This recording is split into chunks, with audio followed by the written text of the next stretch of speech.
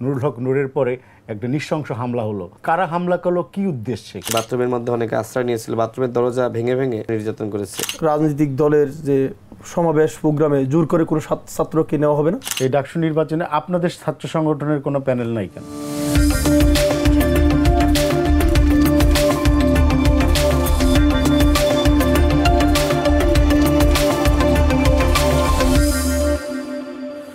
সুপ্রিয় দর্শক, আপনাদের সবাইকে স্বাগত জানাচ্ছি প্যাট্রিয়ট লেন্সের আজকের পর্বে। আমাদের এই পর্বের অতিথি গণ অধিকার পরিষদের সাধারণ সম্পাদক রাশেদ খান এবং ঢাকা বিশ্ববিদ্যালয় ছাত্রদলের সিনিয়র যুগ্ম সাধারণ সম্পাদক নাসিরউদ্দিন শাওন। আপনাদের দুজনকে স্বাগত আমাদের প্যাট্রিয়ট লেন্সের আজকের পর্বে। আমি রাশেদ খান, আপনাকে দিয়ে শুরু করতে চাই। আমরা সম্প্রতি দেখলাম যে আপনার প্রেসিডেন্ট মানে গণ অধিকার পরিষদের সভাপতি নুরুল হক নূরের পরে একটা নৃশংস হামলা হলো এবং একটা সমাবেশের মধ্যে, এবং তারপর থেকে উনি হাসপাতালে শয্যাশয়ী আছেন। এতদিন মানে ওনার পরে কারা হামলা করলো, কি উদ্দেশ্যে, কি আপনাদের কাছে কি কোনো মোটিভ আছে এটার? ধন্যবাদ, সবাইকে শুভেচ্ছা। আমাদের গত 29 আগস্ট একটি কর্মসূচি ছিল যারা ফ্যাসিবাদ এবং তাদের দোসরদের সাংগঠনিক কার্যক্রম নিষিদ্ধের দাবিতে। যেমনিভাবে আওয়ামী লীগের সাংগঠনিক কার্যক্রম নিষিদ্ধ হয়েছে, ঠিক একইভাবে জাতীয় পার্টি এবং 14 দলের সাংগঠনিক কার্যক্রম নিষিদ্ধ করা। এবং এই দাবি আমাদের এখনকার না, এটি আমরা আওয়ামী লীগ নিষিদ্ধ হওয়ার আগে যখন আমরা এই ফ্যাসিস্টদের নিষিদ্ধের দাবিতে আন্দোলন করি, তখন আমরা বলেছিলাম যে আওয়ামী লীগ, জাতীয় পার্টি, 14 দল যারা বাংলাদেশের গণতন্ত্রকে হত্যা করেছে, যারা এদেশের মানুষের বাক স্বাধীনতা ধ্বংস করেছে, যারা বাংলাদেশে ক্রসফায়ার, গুম, খুন, নির্যাতন, নিপীড়নের একটি রাজনীতি প্রতিষ্ঠা করেছে, এরা বাংলাদেশে রাজনীতি করতে পারবে না। কারণ এরা আসলে বাংলাদেশে কোনো রাজনীতি করে না, এরা করে সন্ত্রাসী কার্যক্রম। এবং এই দলগুলো আসলে কোনো পলিটিক্যাল পার্টি না, পলিটিক্যাল পার্টির যে সংজ্ঞা সেটার মধ্যে তারা পড়ে না। সুতরাং এদেরকে নিষিদ্ধ করতে হবে। এরা এক ধরনের জঙ্গি কার্যক্রম বাংলাদেশে পরিচালিত করেছে গণতন্ত্রের নামে। তো সেই জায়গা থেকে যেহেতু আওয়ামী লীগের সাংগঠনিক কার্যক্রম নিষিদ্ধ হয়েছে, সুতরাং এখন বাকি হলো জাতীয় পার্টি এবং 14 দল, এবং এটি আমাদের ধারাবাহিক কর্মসূচি। এমনকি প্রধান উপদেষ্টা বরাবর আমরা স্মারকলিপি দিয়েছি, প্রধান নির্বাচন কমিশনার বরাবর স্মারকলিপি দিয়েছি, আমি নিজে প্রধান নির্বাচন কমিশনারের সাথে বৈঠক করেছি এবং সেখানে আলাপ আলোচনা হয়েছে।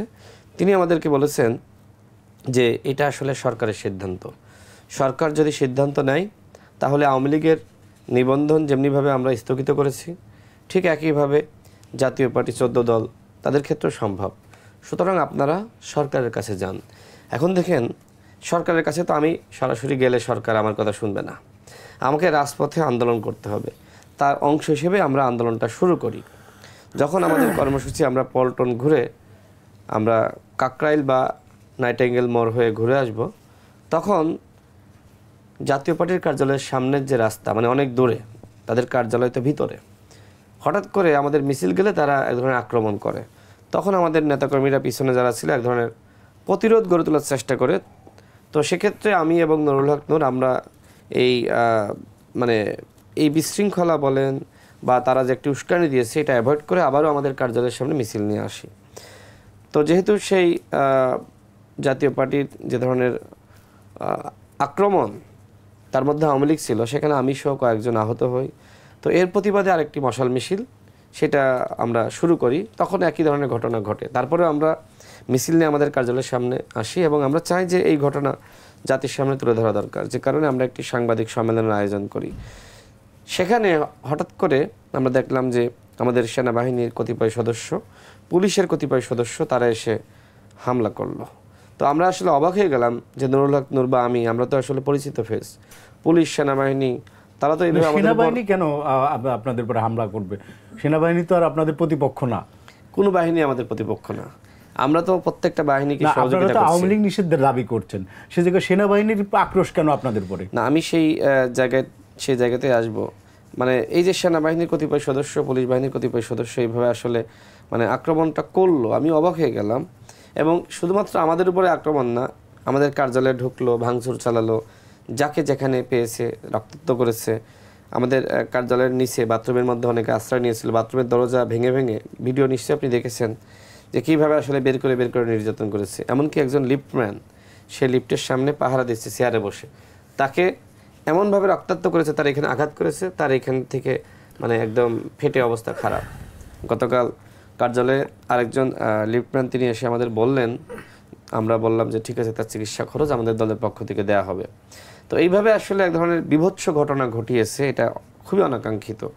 এই ঘটনায় আমি বারবার বলছি যে পুলিশ এবং সেনাবাহিনীর পুরো যারা বাহিনী তাদেরকে আমরা কিন্তু দোষারোপ করছি না, কিন্তু এই ঘটনার সাথে যারা যে কয়জন সম্পৃক্ত, যদি আজকে এই ঘটনার বিচার না হয় আগামীকাল আরও এই ধরনের ঘটনা ঘটবে। আপনি নিশ্চয়ই দেখেছেন যে এবি পার্টির ফুয়াদ ভাই তিনি একটি বক্তব্য দিয়েছেন যে নুরুল হক নূরের উপর যে ধরনের ঘটনা ঘটেছে, যদি এই ঘটনার কোনো বিচার না হয় তাহলে যারা বিপ্লবী ছিলেন তারা ফাঁসির মঞ্চে যাওয়ার জন্য প্রস্তুত থাকেন। এটা খুবই অ্যালার্মিং। সুতরাং আমরা মনে করি সেনাপ্রধানের উচিত, পুলিশ প্রধানের উচিত হবে তার বাহিনীর মধ্যে যারা এই ধরনের ঘটনা ঘটিয়েছে তাদেরকে অবশ্যই শাস্তির মুখোমুখি করা। দ্বিতীয়ত যারা নির্দেশনা দিয়েছে তাদেরকে চিহ্নিত করা। ইতিমধ্যে সরকারের পক্ষ থেকে একটি তদন্ত কমিশন, তদন্ত কমিটি না, কমিশন একটা বিশাল ব্যাপার, জুডিশিয়ারি, জি, সেটা তারা গঠন করেছে। সেনাবাহিনীর পক্ষ থেকে একজন থাকবে, পুলিশ বাহিনীর পক্ষ থেকে একজন এবং একজন বিচারপতি। তো আমরা আশা রাখতে চাই যে এই তদন্ত কমিটি তারা একটি ভালো রিপোর্ট সাবমিশন করবে। তবে যাদেরকে চিহ্নিত করা গেছে, যারা এই ঘটনায় সম্পৃক্ত, তাদেরকে অবশ্যই আগে গ্রেপ্তার করতে হবে। আচ্ছা, আমি একটু শাওন আপনার কাছে আসি। সেটা হচ্ছে যে আমি জানতে চাচ্ছি যে যারাই ডাকসুতে আসুক, ডিপিজিএস নির্বাচিত হোক যে দলে, আপনার কি মনে হয় যে আগের সেই কালচার, আগের সেই রাজনীতি, গেস্ট রুম, গণরুম, আপনার জোর করে পলিটিক্যাল দলের মিছিল মিটিয়ে, এইটার অবসান হবে? ধন্যবাদ আপনাকে এবং শুভেচ্ছা জানাচ্ছি। আসলে আপনি যে কথাটা বলেছেন যে ঢাকা বিশ্ববিদ্যালয় বলেন বিভিন্ন ক্যাম্পাসে যে আপনার গেস্ট রুম, গণরুমের যে কালচার, আসলে এটা অপরাজনীতির, সেটা ছাত্রলীগ শুরু করে দিয়েছে। ছাত্রলীগের যে রাজনীতি সেটা রাজনীতির মধ্যেই পড়ে না। আমরা বিগত সময় দেখেছি ছাত্রলীগের যে সন্ত্রাসীরা গেস্ট রুম, গণরুম, এই কালচারটা শুধু ঢাকা বিশ্ববিদ্যালয় বিভিন্ন ক্যাম্পাসে তারা এই নির্যাতনের মাধ্যমে, গেস্ট রুম, গণরুমের মাধ্যমে সাধারণ শিক্ষার্থীদের মধ্যে একটা ট্রমা রয়েছে। আমরা প্রতিবারে বলে আসছি, বাংলাদেশ জাতীয় ছাত্রদলের নেতাকর্মীরা আমরা বলে আসছি যে না, ঢাকা বিশ্ববিদ্যালয়ের ক্যাম্পাস সহ যেসব ক্যাম্পাস রয়েছে সেখানে সুস্থ ধারার রাজনীতি থাকবে, যেখানে কোনো গেস্ট রুম, গণরুম, যেখানে পলিটিক্যাল রাজনৈতিক দলের যে সমাবেশ প্রোগ্রামে জোর করে কোনো ছাত্রকে নেওয়া হবে না। স্বাভাবিকভাবে যদি আপনাদের কমিটমেন্ট, আপনাদের বক্তব্য, কিন্তু ধরেন যারা ডাকসুতে চলে আসবে, আপনার কি মনে হয় তাদের মধ্যে কোনো পজিটিভ এ ধরনের থাকবে না, এরকম কোনো কিছু আপনি গ্যারান্টি দিয়ে বলতে পারেন? না, আমরা এটাই গ্যারান্টি দিতে পারি। আমাদের বাংলাদেশ জাতীয় ছাত্রদলের যে মনোনীত পেলেন আবিদ, হামিম এবং মায়ের যদি আসে, আমরা মনে করছি আমাদের যে ছাত্রদলের যে ছাত্র সংগঠন থাকবে একরকম, আর ছাত্র সংসদ থাকবে ভিন্নভাবে পরিচালিত হবে।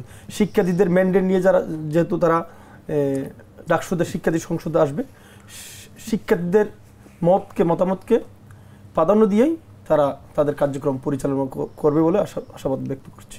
এই যে আপনারা আওয়ামী লীগ নিষিদ্ধ হলো, আরও কার্যক্রম নিষিদ্ধ হলো আরও 6 মাস হয়ে গেছে অন্তপক্ষে, আপনার গণঅভ্যুত্থান হওয়ার 1 বছর পরে এসে আপনারা কেন জাতীয় পার্টিকে 14 দলকে নিষিদ্ধের কথা বলছেন? তো আওয়ামী লীগের সাথে সাথে তখন কেন এগুলো করা হলো না? এটাকে দাবি করতে হবে কেন? সেটাই তো কথা। সরকার কেন আসলে শুধুমাত্র আওয়ামী লীগকে নিষিদ্ধ করলো, বাকিদেরকে কেন করলো না? দেখেন, মনে করেন যে আপনি একজন মানুষকে হত্যা করেছেন, আপনি কি করেছেন?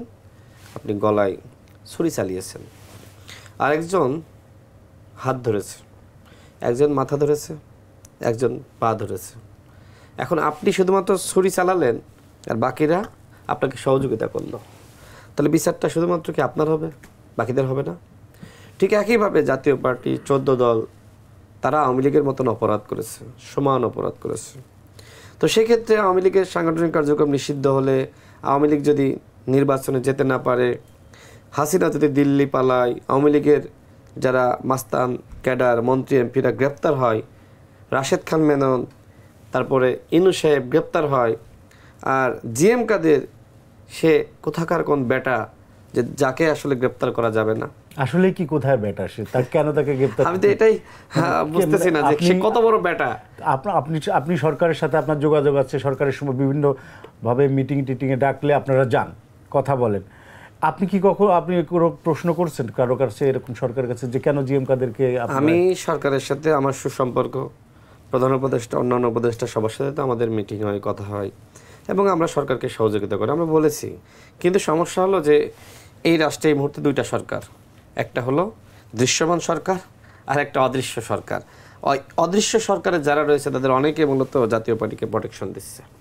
তারা আওয়ামী লীগকেও প্রোটেকশন দিতে চেয়েছিল, কিন্তু ছাত্র জনতা এটা অ্যালাউ করে নাই, যে কারণে এখন জাতীয় পার্টির ঘাড়ে ভর করে আওয়ামী লীগ ফিরে আসতে চাচ্ছে। তাহলে ছাত্র জনতা কি জাতীয় পার্টিকে অ্যালাউ করছে? নেভার।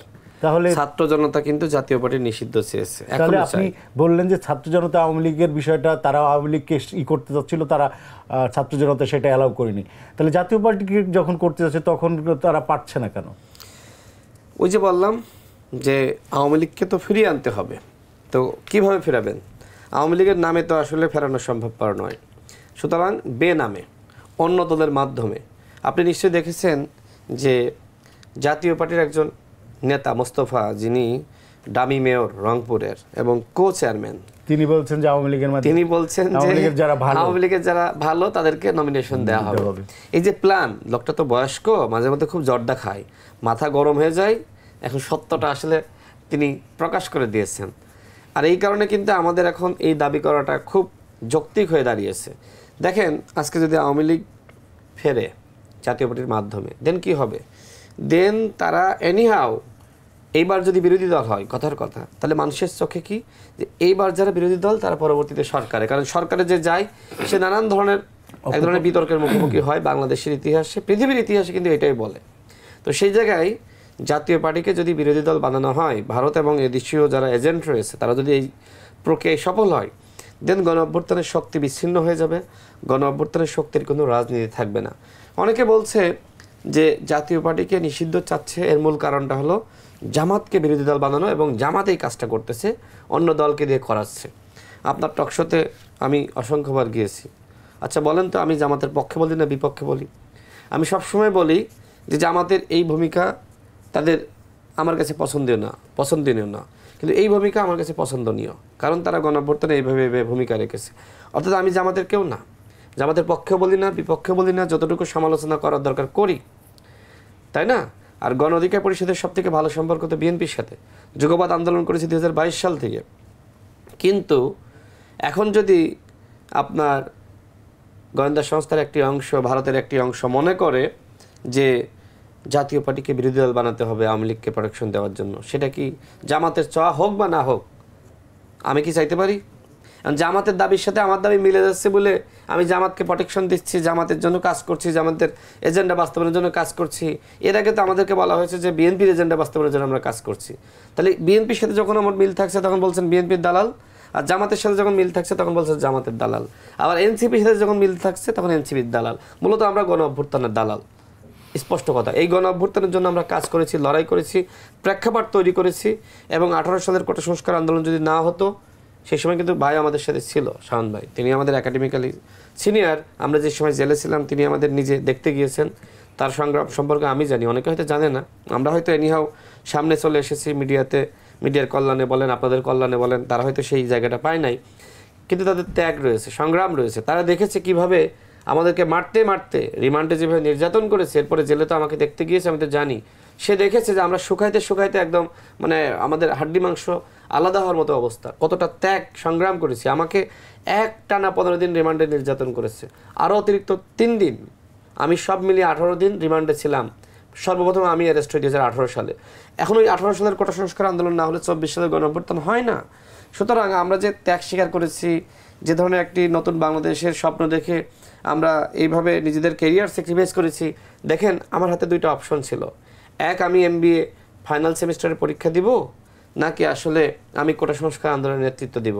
আমি আমার পরীক্ষা বাদ দিয়েছি, এই ত্যাগ করেছি। আর এখন যদি আপনি বলেন যে জামাতকে বিরোধী দল বানানোর জন্য জাতীয় পার্টি নিষিদ্ধ চাচ্ছে গণ অধিকার পরিষদ, এনসিপি, অন্য দল তন্য দল, ভাই আমার কথা হলো, আমার যখন প্রয়োজন আমি বিএনপির পক্ষে গেল না বিপক্ষ গেল, আমি কিন্তু তখন জনগণের পক্ষে কথা বলছি। অর্থাৎ এই কথা যদি বিএনপির পক্ষে যায়, তাহলে আপনি আমাকে বিএনপির দালাল বলতে পারেন না।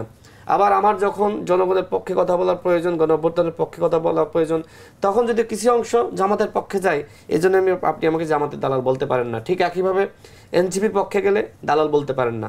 আমরা স্বতন্ত্রভাবে রাজনীতি করি, না বিএনপি, না জামাত, না এনসিপি। আমাদের নিজস্ব একটা দল আছে এবং এই দল কিন্তু আসমান থেকে পড়ে নাই।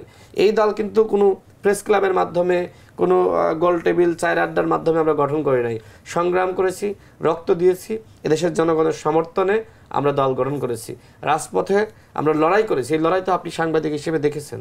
সুতরাং এক্ষেত্রে আমি সর্বশেষ বলবো যে জাতীয় পার্টি বাংলাদেশে রাজনীতি করতে পারবে না।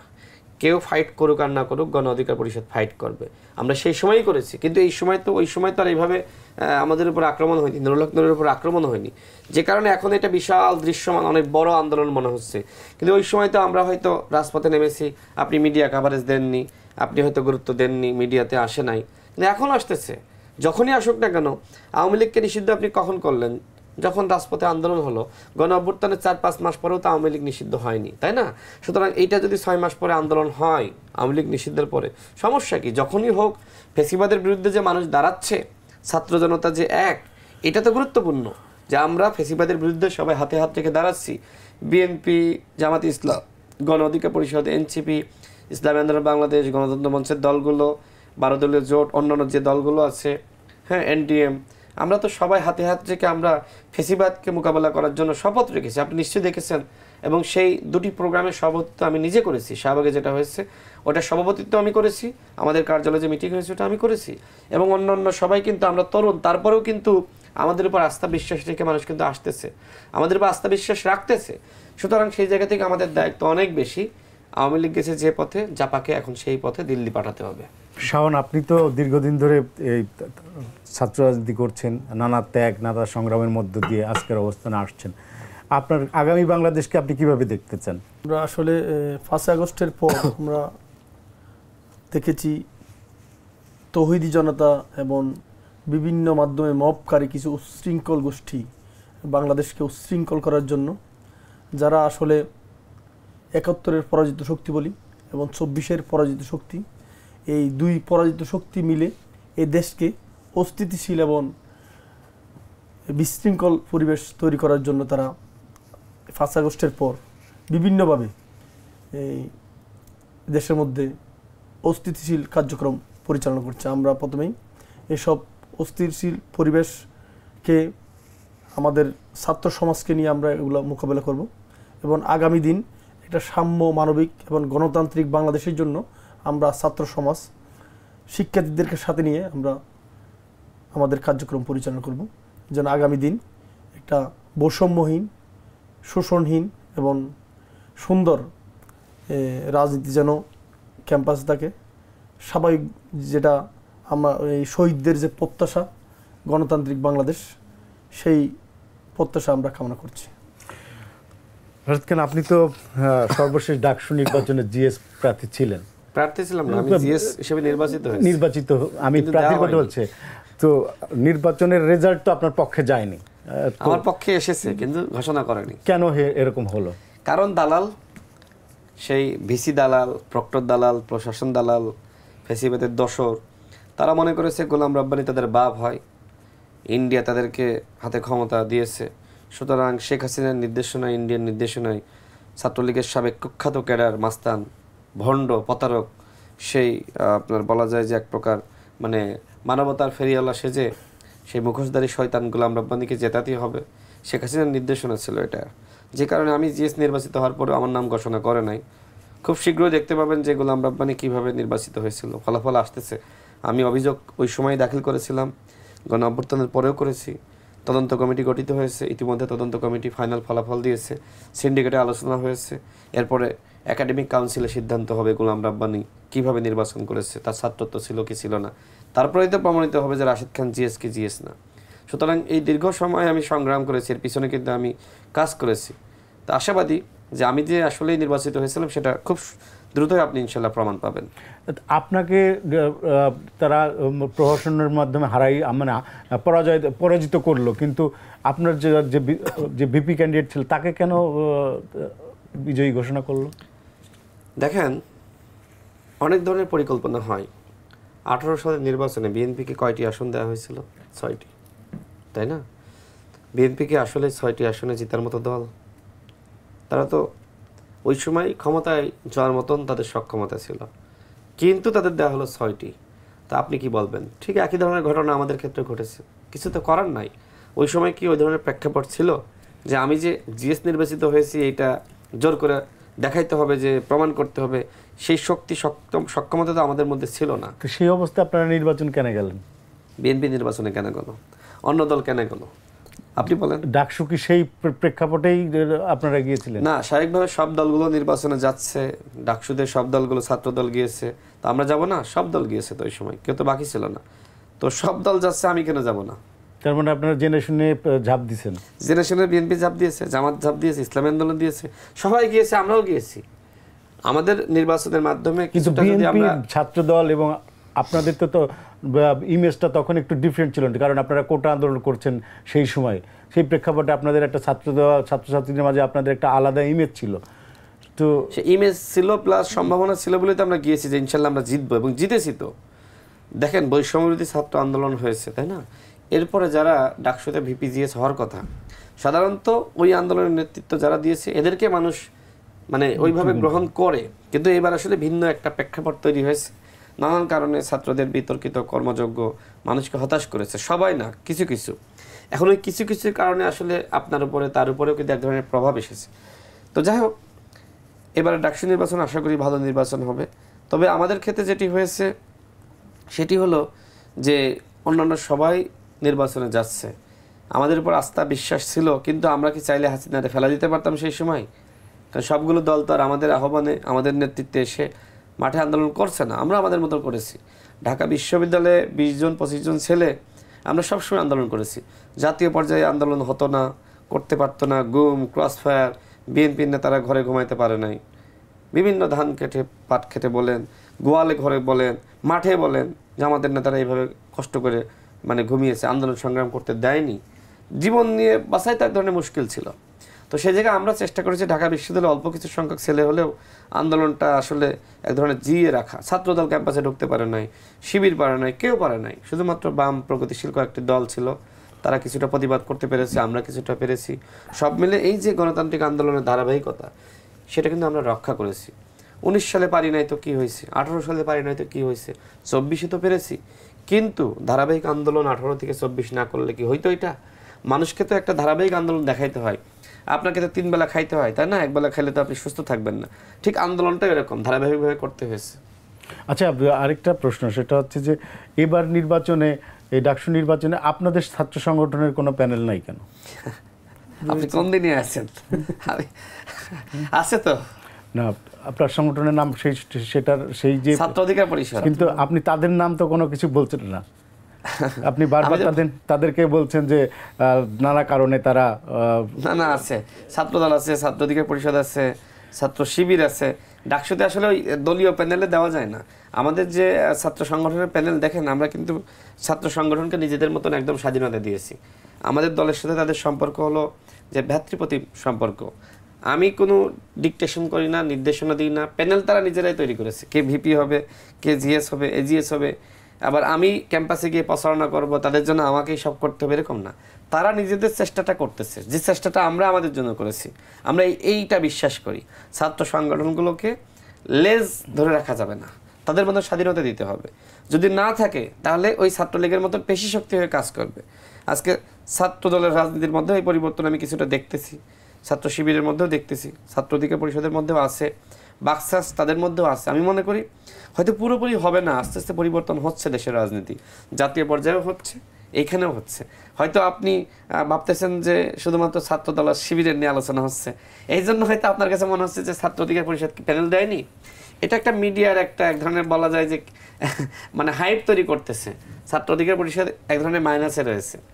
তো দেখেন, সেই 19 সালের নির্বাচনে কিন্তু ছাত্র অধিকার পরিষদ মাইনাসে ছিল। আমাদেরকে বলা হচ্ছিল আরে ওদের কোনো দল নাই, সংগঠন নাই, কিচ্ছু নাই, ওরা কে ভোট দিবে, ওদের ভোট কিন্তু আমাদেরকে দিয়েছে। সুতরাং এই নির্বাচনে শিক্ষার্থীরা যদি ভালো মনে করে ছাত্র অধিকার পরিষদের সমর্থিত যে প্যানেল ডাকসু ফর চেঞ্জ, এই প্যানেলে ভোট দিতে পারে। তবে আমি মনে করি, দেখেন এই যে যারা নির্বাচন করছে এরা অভ্যুত্থানের শক্তি। সুতরাং এই ক্ষেত্রে আপনার ছাত্র দলের কেউ যদি ভিপি হয়, বাক্সাসের কেউ হয়, বা ছাত্র শিবিরের হয়, ছাত্র অধিকার পরিষদের হয়, আমার মনে হয় শিক্ষার্থীরা সেটা সিদ্ধান্ত নেবে। তবে যেহেতু অভ্যুত্থানের শক্তি, সবাই এটাকে পজিটিভভাবে নেগেটিভভাবে আমার মনে হয় আলাদাভাবে মূল্যায়ন করার প্রয়োজন নাই, সবাই গণ অভ্যুত্থানের শক্তি। আচ্ছা, এর মাধ্যমে কি আমরা ছাত্র রাজনীতিতে গুণগত কোনো পরিবর্তন আশা করেন আপনি? পরিবর্তন ইতিমধ্যে হয়ে গেছে। ছাত্রদলকে মানুষ যেভাবে আসলে প্রত্যাশা করছিল এই ধরনের রাজনীতি করবে, ছাত্রদল থেকে হলেই ঢুকতে পারে নাই।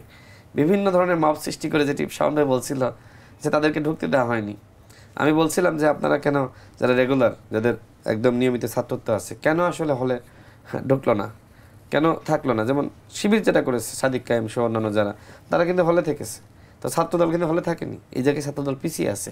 হলে থাকলে যেটা হয়, হলের সাথে তাদের তো সম্পর্ক এক থাকে। ধরনের আপনার ছিল, মুখোশ ছিল, যে কারণে থাকতে পারে। ছাত্রদল তো এরকম মুখোশ নিয়ে থাকেনি না, আমাদের থাকতে দেওয়া হয়নি। আমি সেটাই বললাম যে অভ্যুত্থানের পরে তো থাকতে পারতো, অভ্যুত্থানের পরে কিন্তু সেটা মুখোশ বলতে আপনাকে বলি, হ্যাঁ ছাত্র শিবির তারা হয়তো কেউ কেউ আপনার অন্য সংগঠনের সাথে যুক্ত হয়ে থেকেছে, কিন্তু এটা স্বীকার করতে হবে অভ্যুত্থানে সবার ভূমিকা আছে, ছাত্র দলের আছে। আমি নিজে জানি তো, এই জন্য বলছি। কারণ ওই সময় রাকিব ভাইয়ের সাথে, নাসির ভাইয়ের সাথে আমার অসংখ্যবার কথা হয়েছে। আমি আরও এই বিষয়গুলো আরও জাতীয় পর্যায়ে যারা আমার সাথে যোগাযোগ ছিল সবার সাথে কথা হয়েছে, সেগুলো কিন্তু আমি বলেছি বিভিন্ন সাক্ষাৎকারে, টকশোতেও বলেছি। এবং শিবিরের ভূমিকা আছে, এনসিপির যারা ওই সময় ছাত্র সংগঠন, ছাত্র শক্তি, তাদের ভূমিকা আছে। ঠিক আছে, সমালোচনা থাকবে, আমি শিবিরের সমালোচনা করি, জামাতের করি, বিশেষ করে আপনার স্বাধীনতার প্রশ্নে তাদের এখনো পর্যন্ত তারা যে দুঃখ প্রকাশ করে নাই, সেটা নিয়ে আলোচনা আছে, আনুষ্ঠানিকভাবে করা উচিত, সেটা আমি বলি। কিন্তু জামাতের এই আন্দোলনের ভূমিকা আছে, এটা তো স্বীকার করতে হবে। জামাতের সাথে বিএনপি জোট ছিল, এটা তো স্বীকার করতে হবে, তাই না? এই জন্য বলতেছি যে মুখোশ পরে তারা ছিল, আসলে আপনার তারা তাদের জায়গা থেকে বলে তারা যে কৌশল নিয়েছে।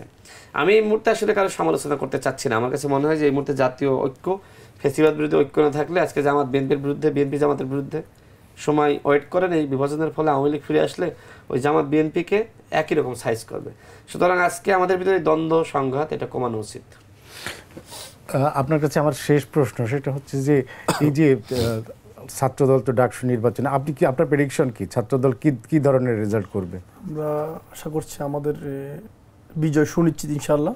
আমাদের যে কথা রাশেদ বলেছে যে আমাদের 5 আগস্টের পর আপনি দেখেন আমাদের রাজনীতির যে গুণগত পরিবর্তন, আপনি একটু আগেই তো প্রশ্ন করেছিলেন যে রাজনীতি সম্পর্কে, যে আগামী দিনের রাজনীতি সম্পর্কে, সেক্ষেত্রে হচ্ছে আপনার এই যে 17 বছরে যে ছাত্রলীগের অপরাজনীতি, যেটাকে সাধারণ শিক্ষার্থীরা এখনও ট্রমাতে রয়েছে, কিন্তু আমরা বাংলাদেশ জাতীয়বাদী ছাত্রদল 5 আগস্টের পর থেকে না গণরুম, গেস্ট রুম, শোডাউনের রাজনীতি, ঢাকা বিশ্ববিদ্যালয়ের ক্যাম্পাসে ন্যূনতম কোনো শিক্ষার্থী দ্বারা, ঢাকা বিশ্ববিদ্যালয়ের কোনো শিক্ষার্থী হেনস্থার শিকার, না কোনো নারী হেনস্থার শিকার হয়েছে, কোনো সাধারণ শিক্ষার্থী আমাদের দ্বারা, ছাত্রদলের দ্বারা ডোমিনেটের শিকার হয়েছে, এরকম কোনো রেকর্ড ঢাকা বিশ্ববিদ্যালয়ে নেই।